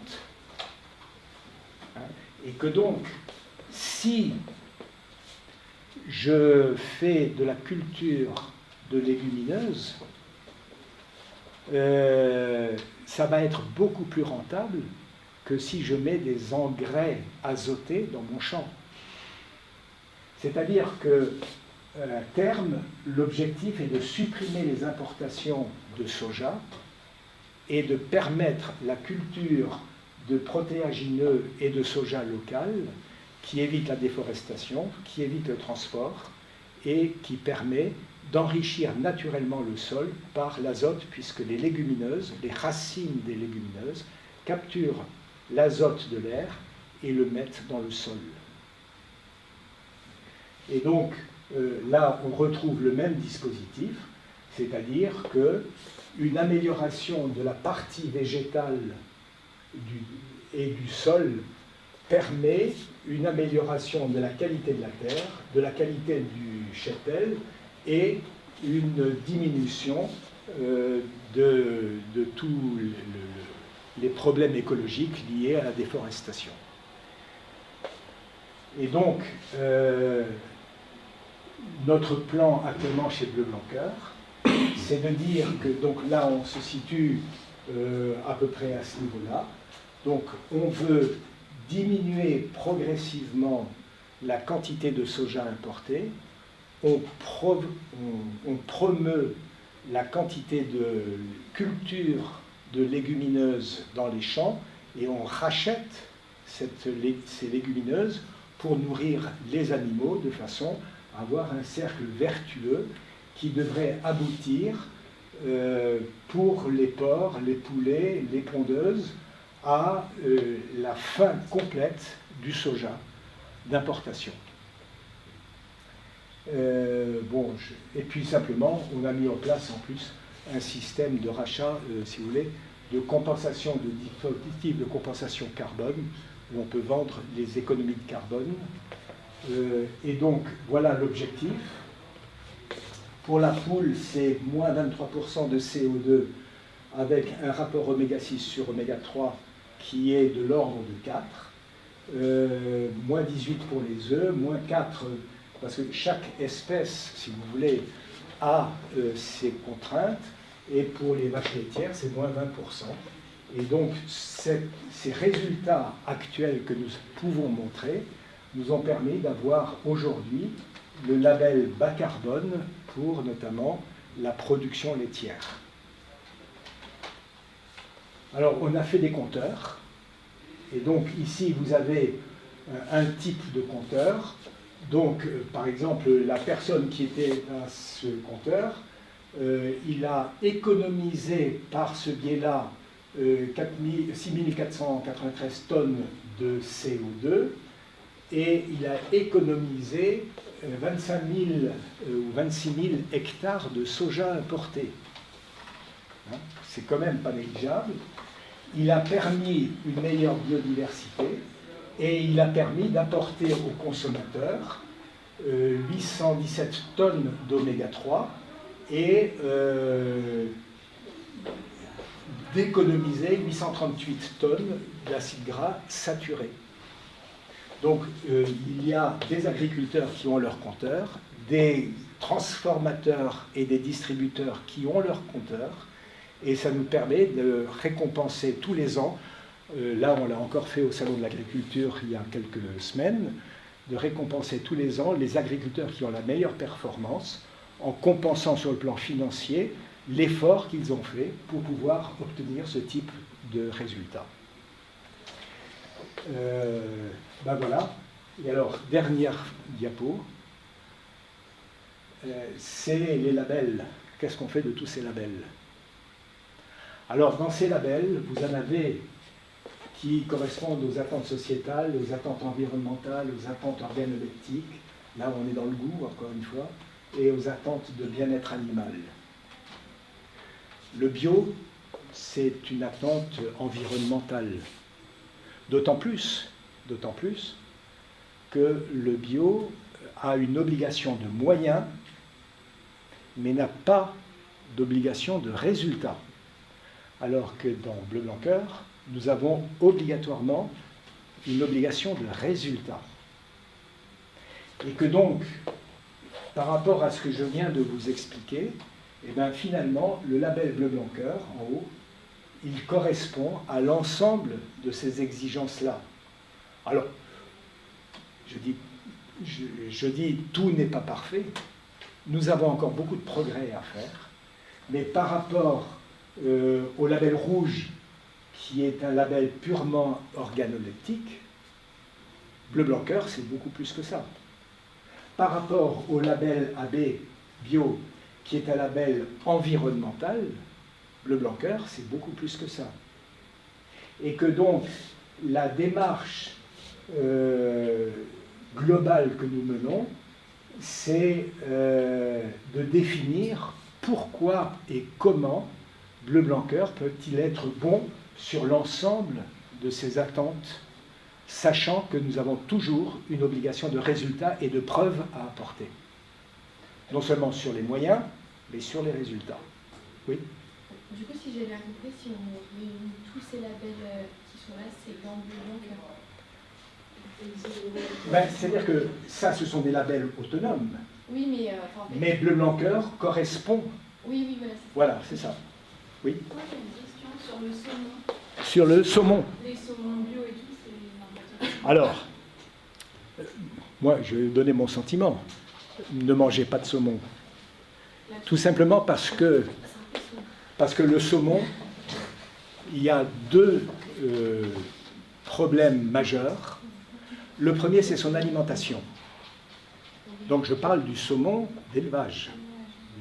Et l'alimentation, c'est au large des côtes du Pérou, du Chili, etc. C'est la pêche qu'on appelle minotière. Minotière, ça veut dire farine. Donc, c'est de la pêche du menu fretin, n'importe quoi.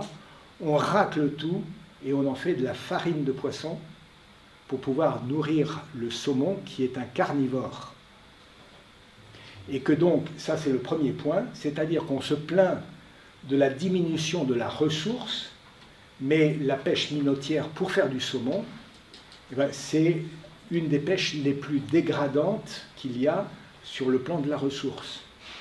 Et le deuxième point, c'est que ce soit au niveau de l'Alaska, pas de l'Alaska, au niveau de la côte est états-unienne et canadienne et de la Norvège, c'est dans des fjords. Et que les excréments sur un espace faible, d'une part, et la consommation d'oxygène, d'autre part, font de l'eutrophisation complète des fjords, c'est-à-dire une dégradation majeure de l'environnement. En fait, il faudrait qu'ils soient élevés, pas dans des parcs. Mais si, mais les parcs, ils sont dans les fjords. Ils ne sont pas en pleine mer. Oui, bah oui. Hein, ils ne sont pas en pleine mer. Et que donc, ça c'est le deuxième point. Et puis le troisième point, c'est qu'avec la nourriture, on fait de l'épigénétique et qu'on obtient des espèces un peu monstrueuses.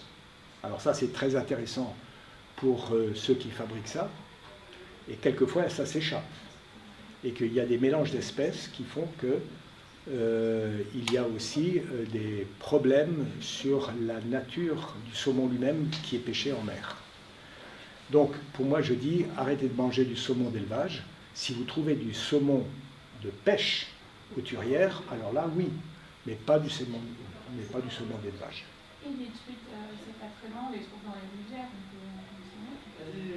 Le saumon qui remonte dans les rivières, oui, il y en a encore quelques-unes.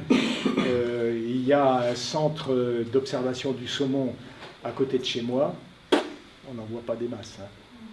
On n'en voit pas des masses. Et les truites dans les étangs? Pardon? Les truites dans les étangs qui pêchent à la pêche? Ah ben, dans les étangs, c'est pareil, on fait de l'alvinage. Et ça dépend, si c'est de la tanche, etc., ce sont des végétariens. Tous les poissons ne sont pas des carnivores. Et donc, vous pouvez... Mais la truite est un carnivore. Alors, on a fait des études bleu blanc cœur sur la truite saumonée. Et, pardon? Oui. Et la truite saumonée, on a essayé de la faire grossir avec des végétaux alors que c'était un carnivore. Ça marche. Il y a à Bordeaux également un laboratoire d'Ifremer qui essaie, je crois que c'est Ifremer ou l'INRAE, je ne sais plus, qui essaye de, par épigénétique, d'obliger des souches carnivores à devenir de plus en plus végétariennes, enfin herbivores. Ça marche un peu, mais pour finir le grossissement, il faut quand même passer par une production carnivore. Bon, alors, je vous ai dit obligation de résultat, ben, c'est jusqu'à l'homme. Est-ce que tout ce que je vous ai raconté, ça marche? Alors nous avons cette année mis au point un système, c'est-à-dire que comme pour les diabétiques à qui on va faire sur une goutte de sang le dosage de la glycémie, là sur une goutte de sang, on fait une chromatographie des acides gras. Et cette chromatographie nous permet actuellement, mais c'est en cours d'élaboration, hein, nous permet actuellement d'avoir un index oméga, c'est-à-dire de regarder la quantité d'oméga 3 directement bénéfique pour la santé. Ce sont les longues chaînes, c'est-à-dire EPA et DHA. Et par exemple, vous avez la moyenne de la population française qui se trouve à ce niveau-là. Et puis ça, c'est l'exemple, alors je ne sais pas si c'est le mien ou si c'est un de mes collègues, peu importe. Et nous, on se situe à ce niveau-là, c'est-à-dire qu'on est à 7-8%, alors que la moyenne de la population est à 4%, donc on est plutôt bon quand on mange du bleu blanc cœur. Et puis, le deuxième, c'est l'inflammation. Et l'inflammation, je vous ai dit à quel point c'était important, et l'inflammation, elle est liée au rapport entre les deux précurseurs éicosanoïdes des prostaglandines, l'acide arachidonique d'un côté et l'EPA de l'autre. Et le rapport acide arachidonique et EPA nous permet de voir que, par exemple, on a la moyenne de la population qu'ici, et nous, en mangeant du bleu blanc cœur, on est beaucoup plus... Alors ça, c'est la moyenne des gens qui mangeaient du bleu blanc cœur, et ça, c'est le niveau de celui qui a fait, donc je ne sais plus lequel, qui a fait ce test, qui était le meilleur de tous, hein, parce qu'il devait bouffer du bleu blanc cœur à fond la caisse. Donc il avait un risque inflammatoire à minima. Et puis le troisième, c'est le déséquilibre alimentaire, c'est-à-dire la quantité totale des oméga 6 sur la quantité totale des oméga 3, sachant que le rapport idéal c'est aux alentours de 4, et que vous voyez, la population française elle est à 20, on n'avait même pas le niveau, et que avec le blanc cœur on est là. Donc l'obligation de résultat, c'est jusqu'à l'individu lui-même. Voilà.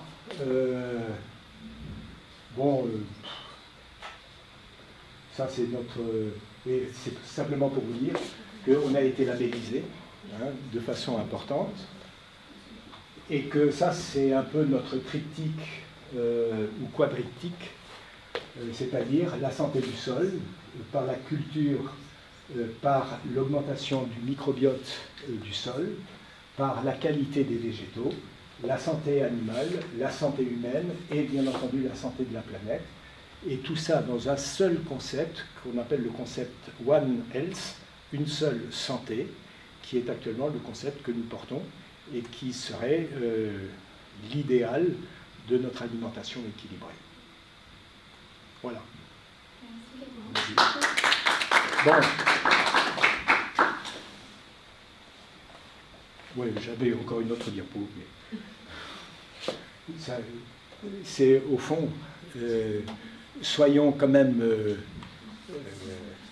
capables de reconnaître à chacun sa liberté, et que dans la liberté que nous exprimons, on peut avoir confiance dans la technologie future, bon.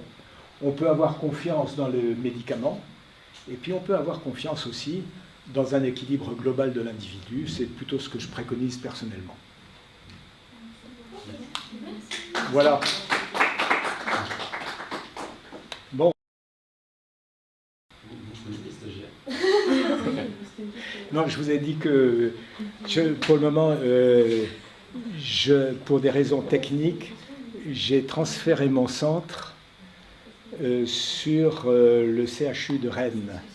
Et que donc maintenant, je travaille directement au CHU et que donc je ne prends plus, je n'exerce plus à titre qu'en tant que consultant, mais je ne prends plus de stagiaires.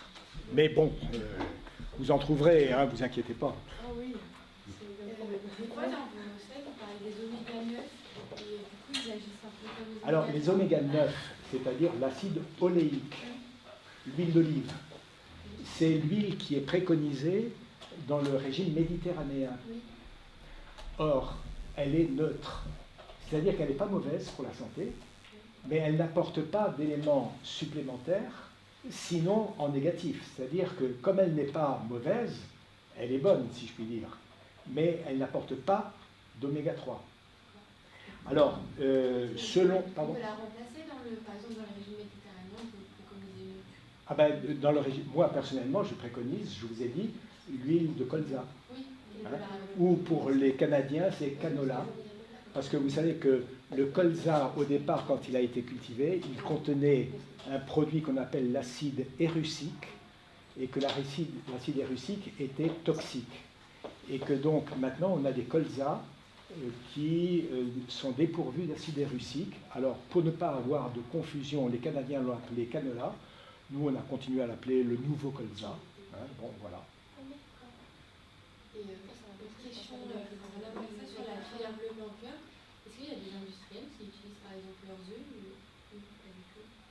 Qui utilisent leurs œufs, par exemple, pour faire des gâteaux. Ah oui, bien sûr, bien sûr. Ben, Lustucru, par exemple. Ah oui, d'accord. Les Lustucru, les pâtes aux œufs Lustucru, bleu blanc cœur. Vous avez un exemple là. Il y a pas de... Du coup, il n'y a pas forcément en fait le logo. Si, alors, regardez s'il y a le logo, parce qu'il y a aussi des pâtes aux œufs qui ne sont pas des blancs cœur. Hein. Donc regardez si vous avez le logo, et je vous conseille de télécharger sur votre téléphone, je l'ai montré, à vous je vous l'avais montré, hein, de télécharger l'application sur votre téléphone, et à ce moment-là, là où vous vous trouvez, vous faites le nom de la ville où vous vous trouvez, vous lancez l'application et on vous indique les magasins et les produits que vous retrouvez. Il y a aussi les petits agriculteurs qui peuvent être bleu blanc cœur. Par exemple, vendre sur les marchés. Oui, bien sûr. Alors, à Lyon, je ne connais pas tout. Enfin, bon. Alors, un exemple, justement, sur les contradictions. On oblige, vous avez entendu parler des États généraux de l'alimentation et de la loi Egalim. Ça vous dit quelque chose? Non. Alors, les États généraux de l'alimentation, ça a été, effectivement, bon, moi j'en ai fait partie, et on nous a demandé de réfléchir à un aspect global de l'alimentation sur tous les thèmes que je viens de vous expliquer. Et ça a débouché sur une loi qui s'applique à toute la restauration collective, qu'elle soit dans les hôpitaux, dans les prisons, dans les administrations, dans les écoles, etc., qui oblige les gestionnaires de restauration collective à avoir une discipline d'achat, d'approvisionnement et de prix. Et il y a des contradictions extrêmement importantes. Alors, autant on nous dit, ah ben, il faut des circuits courts, d'accord ? Mais si vous avez une restauration comme dans les hôpitaux de Lyon, par exemple, où vous avez 10 000 ou 15 000 repas tous les jours, circuit court pour 15 000 repas tous les jours, enfin je dis 15 000, c'est peut-être davantage, j'en sais rien. À Lorient, c'est 4 000 ou 5 000 repas rien que pour l'hôpital. Donc Lorient, c'est petit par rapport à Lyon. C'est impossible. Quel est le périmètre du circuit court? Est-ce que c'est 20 km? Est-ce que c'est 50? Est-ce que c'est 200? Est-ce que c'est... Bon. Et puis, il y a certains labels qui ont été d'emblée introduits dans la loi, le bio, 20%, etc. Et puis d'autres labels qui n'ont pas été introduits, par exemple le blanqueur, pour des raisons politiques. Et donc, il y avait quand même une nuance. C'est ce qu'on appelle le coût des externalités environnementales. Ça veut dire quoi? Derrière ce nom un peu compliqué, ça veut dire que si on prouve qu'avec les méthodes de production alimentaire, on est meilleur en termes de cycle de vie des produits que le standard mis au point par l'État, à ce moment-là, on a le droit d'être introduit dans le marché en question jusqu'à 50%. Et donc nous avons fait la preuve que le coût des externalités environnementales permettait effectivement d'être meilleur. Alors on n'a pas le temps de tout voir, hein, mais permet d'être meilleur que le standard qui a été mis au point par l'État, et du coup, ça nous a autorisé à rentrer dans la loi Egalim. Mais actuellement, il y a une autre loi qu'on appelle Egalim 2 qui est en discussion, qui est de dire il faut assurer à l'agriculteur qui nous fournit notre alimentation des revenus décents. Et le problème, c'est que ça coûte quand même. Donc on estime entre 3 et 5% de surcoût quand on fait du bleu blanc cœur. Qui est-ce qui va encaisser ce 3 à 5% de surcoût? Est-ce que c'est le consommateur? Est-ce que c'est le distributeur? Est-ce que c'est le transformateur? Est-ce que c'est l'agriculteur? Et là, actuellement, vous avez un scandale, enfin moi, ce que j'estime être dans une certaine mesure un scandale. Vous avez Leclerc qui a dit « je fais une baguette à 35 centimes ». Actuellement, une baguette, elle est entre 80 et 1,15 €. Faire de la baguette à 35 centimes, ça veut dire je fais de la cochonnerie avec de la mauvaise farine, j'uniformise par le bas, et c'est ce que je vous avais montré sur l'attente du consommateur, d'autant plus qu'on est maintenant dans une situation de crise sur l'approvisionnement en blé, et le coût du blé qui a augmenté de façon considérable, et là c'est de la démagogie, hein, c'est complètement de la démagogie. J'aime bien Leclerc, c'est un type très sympa, je l'ai déjà rencontré plusieurs fois, mais là je ne peux pas le suivre. Voilà.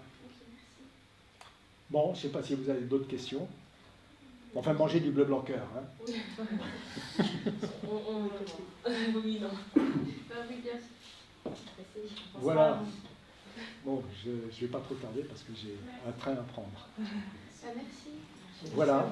Eh bien, bonne suite de votre manifestation.